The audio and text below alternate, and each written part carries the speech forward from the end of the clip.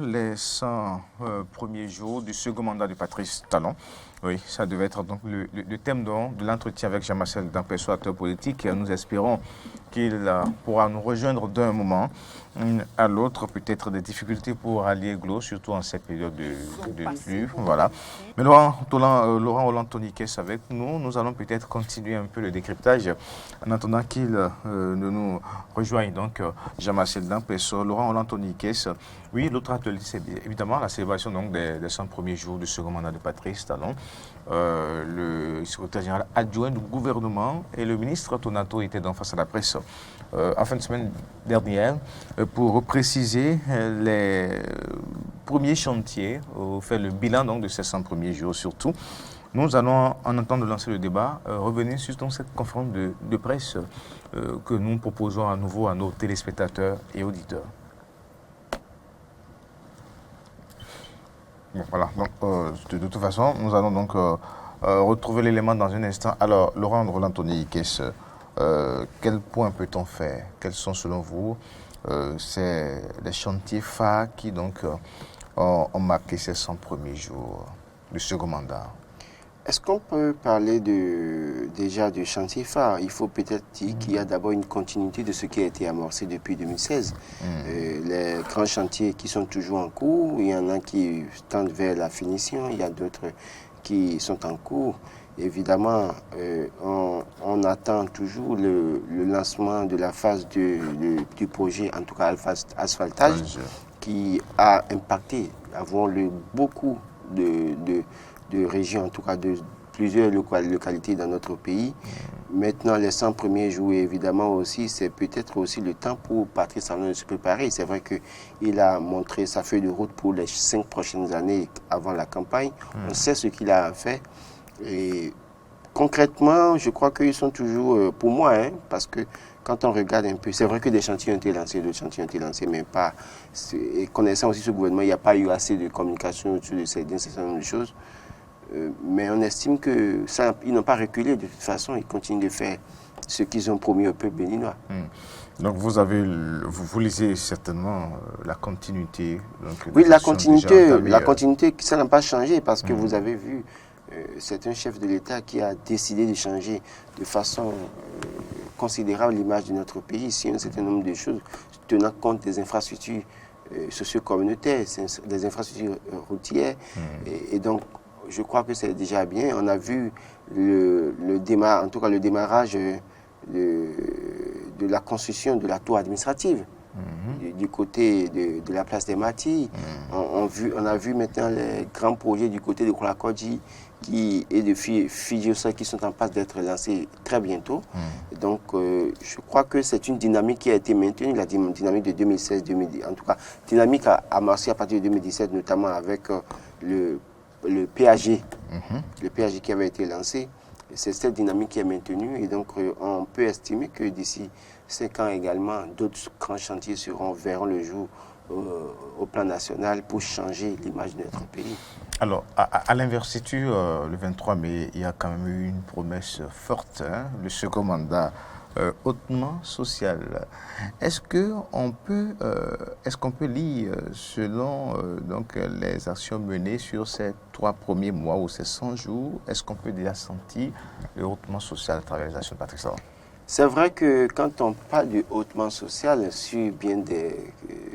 dans bien des cas, on a critiqué le gouvernement qui, en tout cas le chef qui disait déjà à Porte-Nouveau en mai dernier que c'est un mandat qui sera hautement social, mais qui on avait de la peine à voir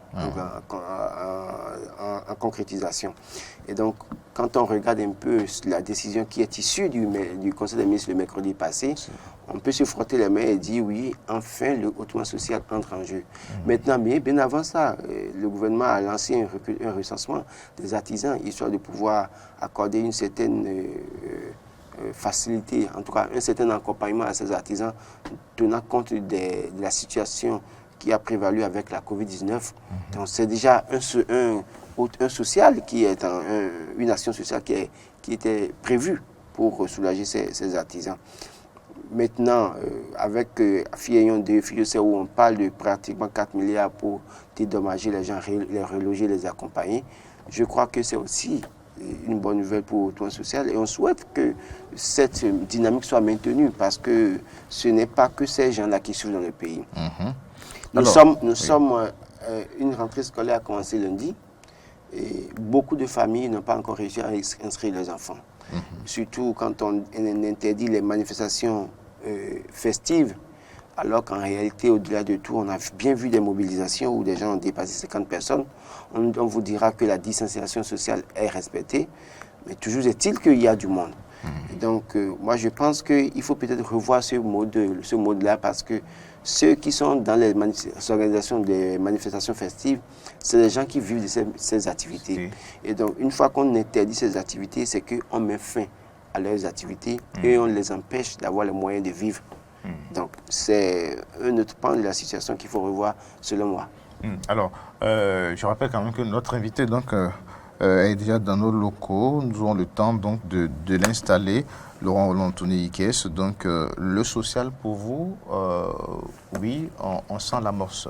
On sent l'amorce du social, du hautement social, même si ce n'est pas pour autant hautement, parce qu'en réalité, je crois qu'il y a bien d'autres choses qu'on peut faire pour soulager les populations. Alors, mais est-ce que cela rassure quant à ce qui est des perspectives, quand on voit donc ces 100 premiers jours, puis donc ces promesses fortes de Patrice Talon. Est-ce que cela rassure? Est-ce que oui, les 5 ans ressembleront vraiment du hautement social? On n'est qu'au début. Vous n'avez pas eu 100 jours, alors qu'on a 5 ans à faire. Et donc, on n'est qu'au début et on ne peut pas présager de ce qui va se passer dans 2 jours, dans 3 jours. Patrice Talon est seul capitaine à bord aujourd'hui. C'est lui qui conduit le bateau ou bien le navire bénin. Et donc, c'est lui qui décide de ce qu'il va faire. Il nous a dit à Porto Novo que c'est un mandat hautement social. S'il ne fait pas du social, c'est lui qui décide encore. S'il a les moyens, justement, parce qu'on vous dira, est-ce qu'on a les moyens vraiment de faire du hautement social. Mais toujours est-il que les populations attendent beaucoup plus de Patrice Talon.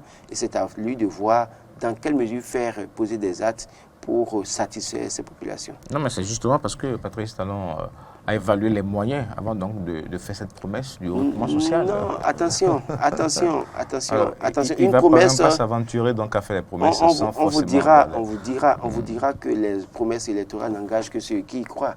Et ce qu'il a dit en mai, c'est vrai qu'on nous dira d'aucuns vous diront qu'il est déjà le président de la République, donc il prie un second mandat, donc il sait comment se porte la maison. Mais c'est sans compter avec la crise économique qui embrasse le monde entier. Quand on parle de crise économique, on parle de morosité économique, ce n'est pas que le Bénin qui est concerné, c'est à l'échelle planétaire. Donc il y a d'autres variantes qui font que le Bénin ne peut pas de lui-même avoir tous les moyens parce que quand certaines puissances arrivent à être secouées par des crises, c'est que le Bénin, les pays comme le Bénin en pâtissent considérablement. Donc, il peut bien avoir la volonté de faire du hautement social. Tout dépend parce que qui a prédit qu'à partir de décembre 2019, il y aura Covid-19, il y aura chute des activités économiques dans le monde entier. Personne n'avait prédit ça. Donc, tout dépend de la situation économique mondiale et tout dépend de la mobilisation des ressources au plan national. Si les recettes baissent et que les apports en finance du pays baissent, il n'y a pas possibilité que le gouvernement ait les moyens de faire du hautement social. Et donc, c'est pour ça aussi que tous les Béninois doivent travailler et ensemble prier pour que le gouvernement ait les moyens et de pouvoir concrétiser ce hautement social. Autrement, il ne pourra rien lui seul. Alors, on va faire donc un tour à la régie. Le temps peut-être de suivre le secrétaire général adjoint du gouvernement lors donc de cette sortie sur donc, les 100 premiers jours du second mandat de Talon. Ça nous permettra donc d'installer notre invité. Alors, donc, Laurent Anthony Ikes, on va poursuivre certainement. Retrouver donc l'invité donc avec qui nous allons continuer dans ce décryptage. Alors aujourd'hui, quand on parle de social, c'est vrai qu'on l'a reproché surtout à Patrice Talon lors donc de son premier mandat. Ensuite, cette faute promesse-là. Mais qu'est-ce qu'il faut concrètement régler quand on parle du social? Aujourd'hui, qu'est-ce que les Béninois attendent au plan social? Parce que Patrice Talon ne répondra pas à tous les besoins forcément. Patrice Talon ne va pas forcément répondre à 100% à tout ce que nous exigeons au plan social. Mais quelles sont les actions fortes qu'on peut mener dans ce secteur, dans ce domaine-là, pour donc combler l'attente du peuple? Oui, justement, quand on parle de social, d'abord, il faut peut-être recontextualiser cette thématique. Il n'y a que des gens, quand on parle du social, ils pensent que le chef de l'État va commencer à distribuer de l'argent. C'est ça. Ce n'est pas distribuer de l'argent ou décréter la gratuité partout. Ou décréter la gratuité partout, ou bien à chaque époque, distribuer des sacs de riz, ou bien des bidons d'huile. Ce n'est pas de ça qu'il est question. Quand on parle de social dans une république, c'est un ensemble d'actions menées du point de vue social, c'est-à-dire que les infrastructures socio-communautaires de base réalisées. Quand on parle de social, c'est déjà construire des salles de classe dignes du nom pour les enfants. C'est de permettre à ce que dans chaque localité, qu'on ait au moins un centre de santé.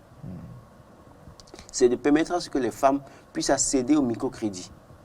C'est de permettre à ce que les jeunes puissent avoir du financement pour leurs activités. N'oubliez pas qu'il y a beaucoup de chômeurs dans notre pays. Et ceux qui finissent l'université attendent un travail salarié, veulent aller travailler dans le bureau. Alors qu'il y a d'autres qui entreprennent aussi dans le domaine de l'agriculture. Tous ceux-là attendent que peut-être... Parce que quand vous êtes dans l'agriculture, vous êtes entrepreneur et que vous devez avoir un financement au niveau des banques, c'est difficile. Et donc, permettre à ce que les jeunes puissent accéder au crédit à taux zéro, on a vu ce que fait le Fonds national pour le développement agricole et FNDA, qui depuis déjà 2020 travaille à ce que les paysans, en tout cas les agriculteurs, puissent avoir le financement avec un taux assez réduit. Donc, c'est de ça qu'il est question en termes de social. Alors, les microcrédits aux femmes, comment passer de 50 000 à 100 000? Parce qu'aujourd'hui, 50 000 francs.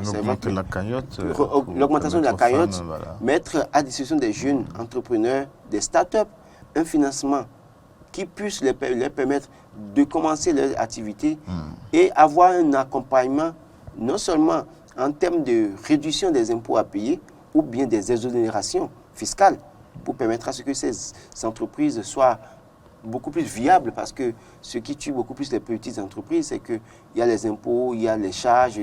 Comment faire en sorte que ces jeunes, la SONEB a commencé un travail il y a quelques mois en arrière, où tous ceux qui sont, toutes les PME en réalité, ont un raccordement à l'eau de la SONEB à 0 francs. C'est déjà une avancée. La dématérialisation observée depuis, c'est du social. Indirectement, c'est du social. Parce que si vous devez quitter ici pour aller au tribunal, vous êtes à Natitingou et que vous devez aller chercher votre casier judiciaire à Cotonou, par exemple, et vous devez chiffrer, c'est peut-être 15 000 aller, 15 000 retours, et que finalement, à un moment donné, on constate que vous devez prendre le transport, autant d'éléments qui font qu'aujourd'hui, on peut parler de hautement social. Donc, le hautement social, pour moi, ce n'est pas distribuer de l'argent, ce n'est pas distribuer des sacs de riz, ce n'est pas distribuer des bidons d'huile, ce n'est pas distribuer 500 aux populations, mais c'est de travailler à ce que les populations puissent avoir un certain nombre d'avantages. Donc, je crois que c'est de ça qu'il est question. Il faut travailler à cela.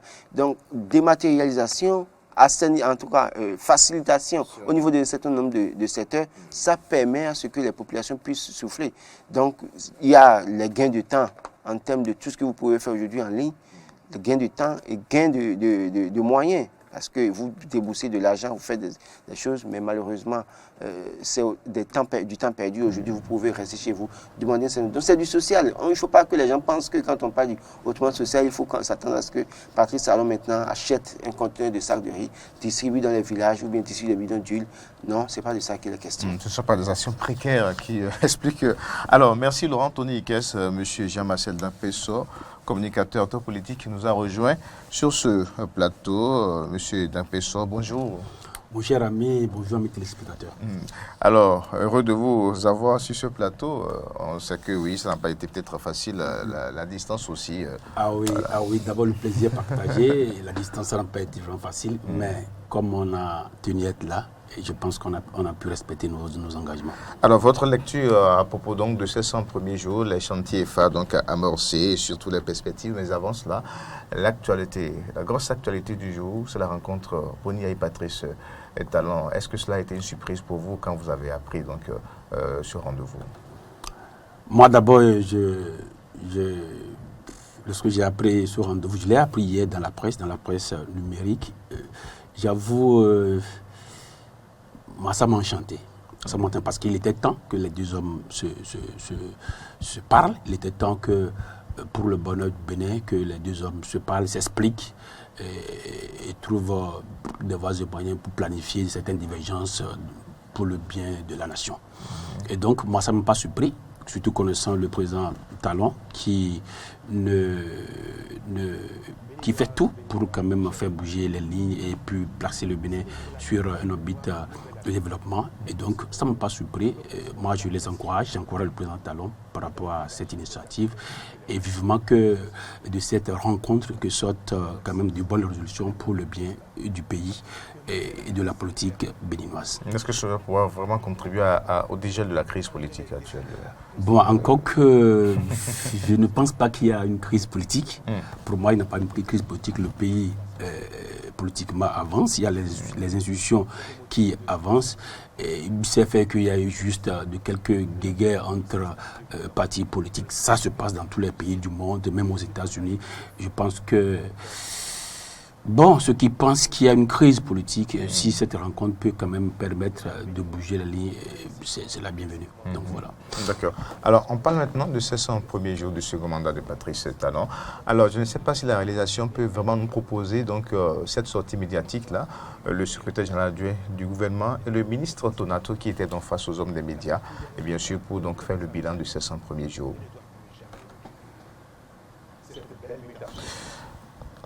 Alors, on n'aura peut-être pas l'élément pour le moment. Alors, M. Jean-Marcel Dampesson, vous qui êtes acteur politique, quelle lecture faites-vous donc de ces 3 premiers mois du second mandat de Patrice Talon?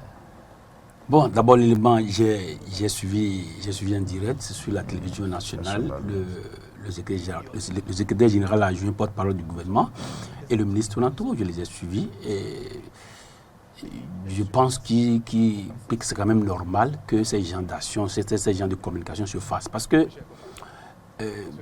beaucoup de choses se font. Beaucoup de choses se font. Les 100 premiers jours, je pense que c'est dans la continuité de l'autre mandat. Et beaucoup de choses se font tous les jours dans ce sens, mais on ne communique pas autour. C'est pourquoi je dis que j'ai trouvé salutaire l'exercice que le ministre Tonato et puis le secrétaire général adjoint porte-parole du gouvernement ont effectué la dernière fois à la télévision nationale. Pour revenir aux 100 premiers jours, je ne vais que relayer un peu ce que ces autorités dont j'ai fait cas tout à l'heure ont dit, que je savais aussi déjà, parce que le président Talon nous a habitués à un fait, nous a habitués à un comportement. Il ne fait jamais rien sans le dire à l'avance. Et donc, tout ce qui se fait actuellement, c'est écrit blanc sur noir sur le programme de société 2020-2026 et 2021-2026. Et donc, d'abord, il y a au moins 3 ou 4 aspects qui ont été abordés. Il y a l'aspect de l'emploi, parce que tout le monde dit le plan Talon détruit les emplois, mais il n'en crée pas. Alors que beaucoup d'emplois ont été créés, des emplois permanents, publics, des emplois publics, parce qu'il faut le noter. On ne veut pas parler de beaucoup de choses qui se font du côté des travaux publics, les asphaltages ici, là, mais de façon concrète, il y a sur le plan sanitaire, par exemple, il y a eu plus de 100 ou bien 160 plus précisément agents qui ont été recrutés récemment. Le recrutement est lancé, bouclé. Je pense que les agents se préparent déjà à être déployés sur le terrain. Donc ça, c'est un fait. En dehors de ça, Pardon, ils sont déjà déployés. Donc, c'est un emploi stable. Et ça débouche en même temps sur le plan social, parce que quelqu'un qui trouve un emploi, c'est beaucoup de familles qui en bénéficient, c'est beaucoup son entourage, sa famille directe, sa belle famille, ses amis qui en bénéficient.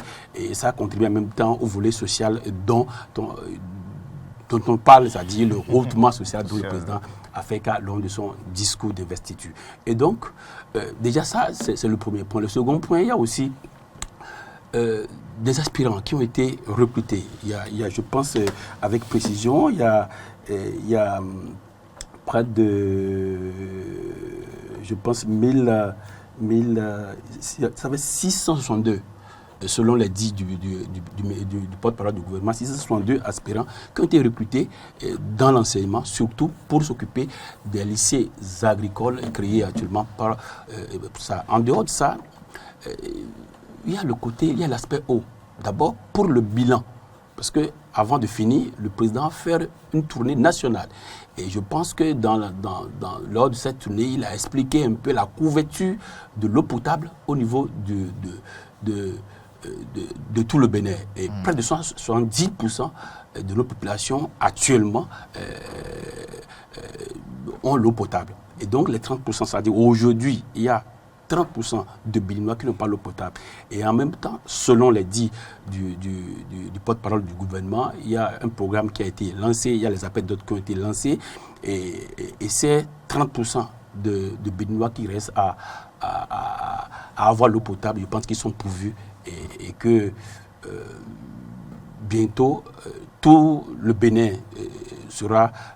on ne va plus parler de l'aspect de l'eau potable en ce qui concerne tout le Bénin. Et donc, voilà déjà des actions concrètes qui ont été posées et qui, en ce qui concerne les 100 premiers jours, en dehors de ça, il y a plein de choses. Il y a l'aspect social au niveau... Il y a le projet Alafia, il y a l'assurance maladie, le projet H. Il y a plein de choses qui ont été faites. Et je pense que ça, c'est un actif du gouvernement, un gouvernement qui ne bavarde pas beaucoup, mais qui se fait distinguer dans l'action. Je pense qu'on ne peut que le dire bravo. Alors, Laurent Tony Ikes, Jean-Marcel Dampesso vous rejoint en quelque sorte, la continuité. Il me rejoint, mais parce que moi, j'ai envie de revenir sur ce qu'il vient de dire, parce que quand il parle de 70% de population qui ont accès à l'eau, je suis d'accord, mais ça ne fait pas partie des bilans des 100 jours. Non. Ça ne fait pas partie du bilan des 100 jours. Non, j'ai parlé du bilan passé. Du bilan passé. Oui. Et aujourd'hui, c'est les 30%.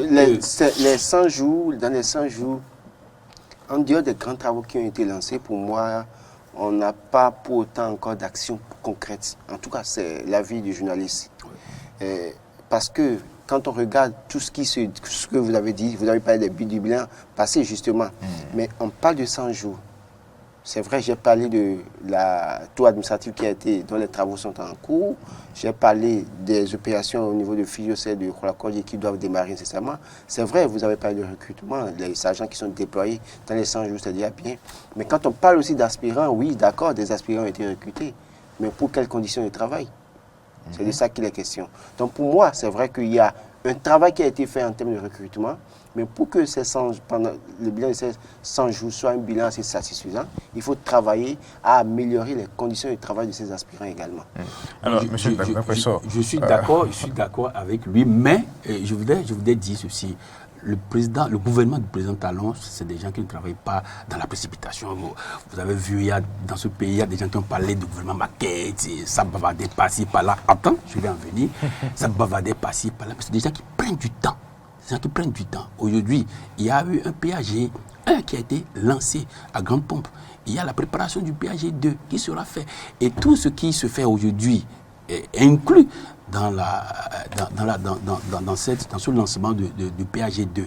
Et donc, tout ce que j'ai cité là, c'est juste des trucs concrets, des actions concrètes qui ont déjà posées et qui ne s'inscrivent pas nécessairement dans des études, dans beaucoup d'études qui se font actuellement et qui seront lancées à travers le PAG 2, comme ça a été fait au niveau du premier quinquennat. Donc voilà un peu ce que je pense à apporter à ce qu'il a dit.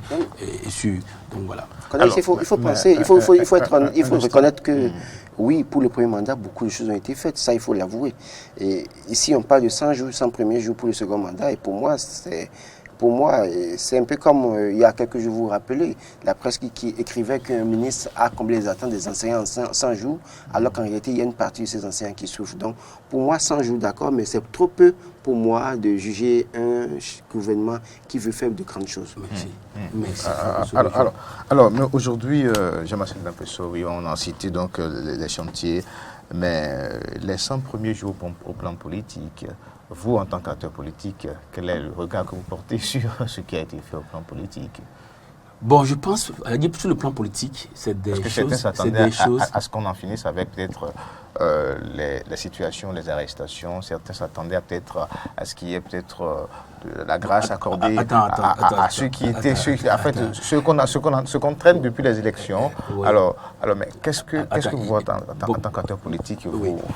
Bon, une situation judiciaire ne doit pas être transportée dans la norme politique.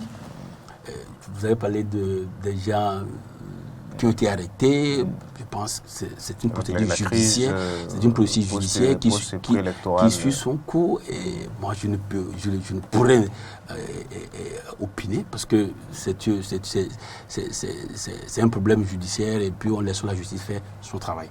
Moi, je ne veux même pas que la politique se mêle parce que aujourd'hui, vous avez, on a démarré. C'est le problème judiciaire qui émane des intrigues politiques. Oui, un instant, et aujourd'hui, vous avez parlé de la rencontre entre le président Boliaye et le président Talon. Ce n'est pas fait du jour au lendemain. D'accord? Ce n'est pas du jour au lendemain que c'est passé. Ce n'est pas que hier, il y a eu des coulisses. Ce n'est pas que hier, ils se sont appelés. Ah, monsieur le président, bon, ok, vous êtes au bureau, je passe aujourd'hui. Non, ça ne se passe pas comme ça. Donc, les tractations au plan politique. Donc, beaucoup de tractations au plan politique. Il y a eu des conciliabules, il y a eu beaucoup de choses. Et c'est le résultat que nous voyons. Et donc, sur le plan politique, beaucoup de choses se font, peut-être hors des regards.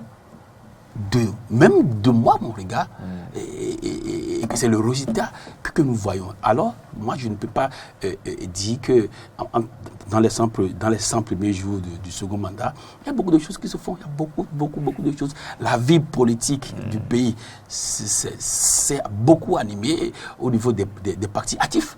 Parce que il y a des partis, si les partis décident de ne pas être actifs, on ne peut pas les en vouloir. Aujourd'hui, quand tu prends l'Union progressiste, c'est beaucoup animé. Quand tu prends le BR, beaucoup animé. Mais on a observé quand même un certain vent de déstabilisation au niveau de certains partis avec des démissions à un point fini. Écoute, c'est la vie politique. Juste après, donc, l'amorce du second mandat. Oui, c'est la vie politique. C'est la vie politique. Moi, je mets tout ça là dans l'animation démocratique. Et c'est normal. C'est normal parce que c'est le leadership aujourd'hui. Certains analystes l'attribuaient peut-être à déjà des faiblesses au niveau donc des réformes récemment amorcées au niveau de ces partisans. Ça n'a aucune relation. Si vous êtes dans un parti politique, vous devez lutter pour évoluer. Vous devez lutter aujourd'hui. C'est surtout le système partisan, la réforme du système partisan qui donne, nous, la chance aux jeunes de se positionner, de lutter pour occuper de grands postes au sein des partis politiques. Aujourd'hui, c'est ouvert. Comment les jeunes sont positionnés entre 2019 Positionnés où?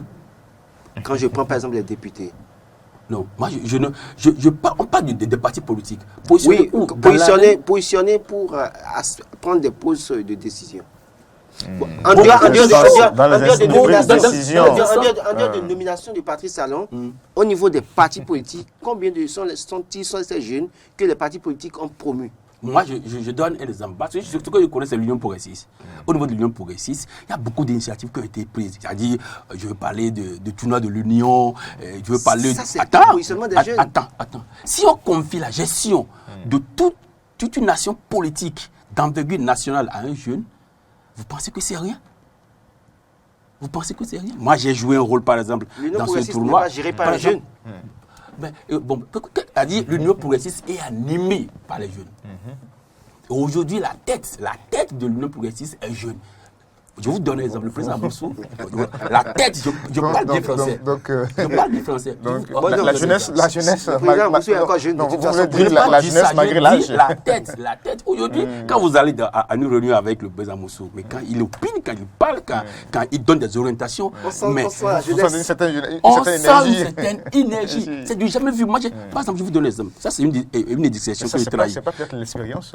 C'est l'expérience. Aujourd'hui, l'envergure du parti, Mais est-ce que- l'envergure est-ce des que- partis, est-ce que- l'envergure des est-ce que- partis. Attends, vous allez voir les partis où il y a des guéguerres, les partis où ça bouscule. C'est les partis où il y a des sauts, et des sauts, excuse-moi, des sauts d'étape. Si tu prends le BR, façon dont ça excusez-moi, façon dont ça se chamaille, Ça secoue un peu. ça se chamaille à Moël par exemple, je ne veux pas voir ça à l'Union progressiste. Parce Tu qu'il y a- peux pas- parce qu'il y a- tu peux parce voir qu'il y ça a à l'union Gand. progressiste, il y a un renard qu'on ne peut pas dribbler. Non, mais c'est ça. Non, Même est-ce que l'essence, c'est ça, même donc c'est l'essence l'expérience. du positionnement de Hein, mettons ça l'expérience. sous le coup de C'est ça, l'expérience. la réalité. Donc, si vous voyez tout ça, on doit quand même primer l'expérience dans la gestion de Voilà. ces grands partis Alors, d'envergure. d'expérience. est-ce que Non, quand je est-ce dis que- jeune, c'est dans la tête. Est-ce que, Oui. ces mouvements observés, cette Oui. démission tous azimuts aussi, ne relèvent pas des frustrations nées, peut-être, du remaniement ou bien des nouvelles nominations? Écoute, la gestion des partis, chez moi, par exemple, au niveau de l'Union progressiste, moi, je dirais, nous, on n'a pas eu de... Parce que on ça a- pose un problème de militantisme Oui, encore. c'est que je n'ai pas constaté de frustration chez nous. Il n'y a pas eu de frustration, ça se passe très bien, il y a des Il n'y réunions. a pas eu, Les- ça a été bien géré. Non, mais c'est pourquoi je dis que on ne sort, il y a des choses, il y a des étapes qu'on ne doit pas sauter dans la vie politique. Moi, je suis où je suis, je travaille pour aller au-delà de où je suis. C'est ça, on doit comprendre. On ne dit pas, oui, moi je suis ici, et il faut qu'on me... Non. Écoute, on travaille pour être là où on veut être. Je donne l'exemple de l'UDBN. Ça, vous avez vu tout ce qui s'est passé. Il y a eu le départ de la présidente, elle est devenue présidente d'honneur, il y a eu une autre présidente. C'est que ça chamaille jusqu'à présent. Il n'y a pas encore de stabilité. Donc, Non, mais il y a de stabilité finalement. bon, mais c'est ce que nous souhaitons. La stabilité au niveau des partis politiques. Nous, on n'a pas ce problème, par exemple. Nous, on n'a pas ce problème. Parce que toutes les instances politiques, au niveau même des quartiers, s'animent de façon régulière pour remonter l'information au niveau du groupe. C'est Alors, pourquoi moi, j'ai toujours prôné l'expérience au niveau des grands partis politiques. Et ça ne contredit pas la pertinence de la réforme partisane. Quand vous parlez d'expérience, pourquoi ne pas positionner les jeunes et mettre ceux qui ont l'expérience dans l'ombre et éduquer ces jeunes? Parce que quand on parle de vie politique au Bénin, depuis 1990, on n'a que des mêmes visages au niveau de certaines instances. Les mêmes visages qu'on voit. Et vous aussi, quand vous me parlez de promotion des jeunes au niveau des Vous partis connaissez, attends, je ne vais pas vous laisser finir parce que vous allez faire beaucoup d'erreurs. Et ça va être Je ne compliqué. fais pas d'erreur. Ouais. Ce que je dis Bon, est clair. vous connaissez le président américain actuel? Je le connais. Vous savez depuis quand il est dans la vie politique? Ce n'est pas un exemple à transposer. Mais c'est la plus Pratiquement grande depuis sa puissance. jeunesse, C'est la plus grande puissance, c'est l'exemple. C'est la plus grande puissance. Ah, donc, C'est la plus grande démocratie. Pourquoi vous ne voulez pas partir de bons exemples? Pourquoi vous ne voulez pas? Vous voulez ressembler aux médiocres? Ah mais non. Donc mais le non. fait de dire qu'il y Mais a non, des non, gens mais qui c'est- ne veulent pas laisser la place aux jeunes, C'est le pas être qui ne veut médiocre. pas. Non, c'est pas. Écoute. Vous pensez qu'au niveau du Parti démocrate, aux États-Unis, il n'y a pas de jeunes? Mais qui occupent des postes de responsabilité à un moment qui sont promus. Mais qui est le président aujourd'hui? Attends, non, c'est une question que je pose. Qui a été propulsé président de la République? Il a de l'expérience, d'accord. Mais pourquoi dans on une se certaine- rejoint? On se Non. rejoint pas. On se rejoint. Non, dans une certaine mesure, ce que je dis, c'est quoi? Nous avons créé un parti politique. Depuis 1990, on voit les mêmes personnes présidents de partis politiques.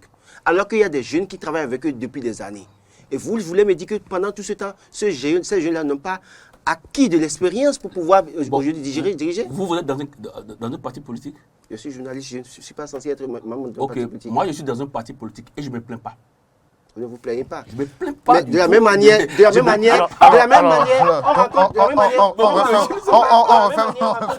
on referme ce débat par rapport donc à l'expérience des jeunes dans les partis politiques. Et on va donc aller sur les toutes dernières questions. Alors, M. Jean-Marcel Dampessor, quand même sur ces 100 jours, tout au long de ces 100 jours, on a quand même eu, oui, sur d'autres plans, éducation, enseignement supérieur, beaucoup de réformes apportées. Voilà, donc... et puis qui ont entraîné un peu donc, de polémique au niveau donc, de l'intersyndicale de ces enseignants supérieurs. Et ensuite, maintenant, ces grandes réformes annoncées dans le secteur de la décentralisation, ce sont quand même des étapes assez importantes qu'on ne peut pas occulter aussi. Moi, hier, c'est bizarre, lorsque je lisais, d'abord depuis une semaine, lorsque je lisais le projet de réforme, la veille, lorsque j'ai eu l'occasion de lire, j'avoue, j'ai dit, bon, si ceux qui ont travaillé à ça, franchement, il faut les tirer le chapeau. J'ai vu, hier, je me suis déplacé au Palais des Congrès où j'ai discuté avec certains maires qui ne sont pas d'accord. Il y a d'autres mecs qui l'ont exprimé. Je vais saluer. Ils sont d'accord. Oui, il dit, mais remettez-nous nos budgets. Parce que le budget a été retiré. Le budget, c'est à nous. Franchement, moi, j'avoue que c'est une très bonne réforme. C'est une très bonne pour plusieurs raisons. Je vais vous donner un exemple. Je vais vous raconter une anecdote. Je pense que c'est la dernière ou bien la première mandature de la décentralisation. J'ai un ami, il est devenu, mais il m'appelle. Ah, monsieur Marcel, vraiment, on va travailler. Si tu as le temps, demain, il faut passer. J'ai des choses à te donner. Moi, j'ai une agence de communication. Je propose des solutions informatiques. On me dit, on va travailler. Rapidement, moi, il m'appelait autour de 18h. J'ai réuni 2 collaborateurs. J'ai dit, il y a tel mec qui nous ont appelés. Il faut qu'on réfléchisse pour partir avec des propositions. On est resté dans la nuit. On est allé, on a colmaté toutes les informations sur la commune. Qu'est-ce qu'on peut leur proposer en termes de solutions informatiques pour optimiser leur revenus, et comment ils vont faire. Et si ça, réorganiser le service de communication, tout ça. On a fait beaucoup de propositions. On a fait un document. Le lendemain, moi, j'ai porté mon plus beau smoking et je me suis bien habillé. Je me suis présenté là-bas avec mon collaborateur. Monsieur le maire, voilà, on est venu. Il dit, non, mon ami, je vais te donner la construction de 3 modules de classe. Il dit, pardon?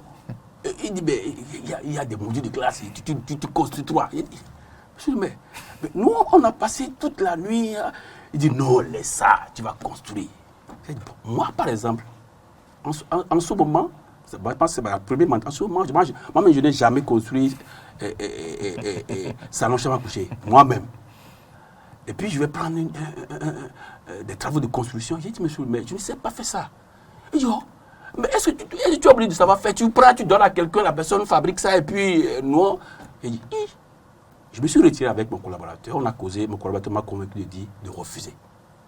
Et on a dit, on ne peut pas faire, parce que c'est l'image de l'entreprise, de notre entreprise qui est en jeu. On a dit, monsieur le maire, on va revenir pour faire d'autres choses. C'est pour dire quoi? C'est pour dire que quand quelqu'un meurt, d'abord moi, je dis que ça les soulage.